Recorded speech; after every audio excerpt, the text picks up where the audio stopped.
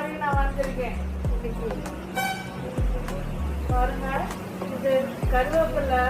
இது வச்சு நம்ம கருவேப்பிலை இட்லி பொடி தான் நம்ம செய்ய போறோம். வாங்க செய்யலாம். அதில் இந்த கருவேப்பிலையை நம்ம நல்லா உருவி ஒரு பாத்திரத்துல போட்டு வச்சுக்கணும்.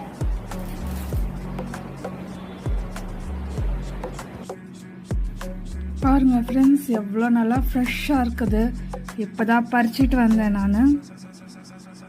இதை சாப்பிட்டா எவ்வளோ நல்லது உடம்புக்கு. நான் உங்களுக்கு பெனிஃபிட்ஸ் கூட சொல்கிறேன். நான் பறித்து ரெடியாக வச்சுருக்கோம் ஃப்ரெண்ட்ஸ். இது இட்லி பொடி மாதிரி தான். அதில் கருப்பு உளுந்து, கடலைப்பருப்பு, காஞ்ச மிளகா, அப்புறம் உப்பு, பெருங்காயம், அப்புறம் கடைசியாக அந்த கருவேப்பிலை போட்டு நல்லா வதக்க வேண்டியதுதான்.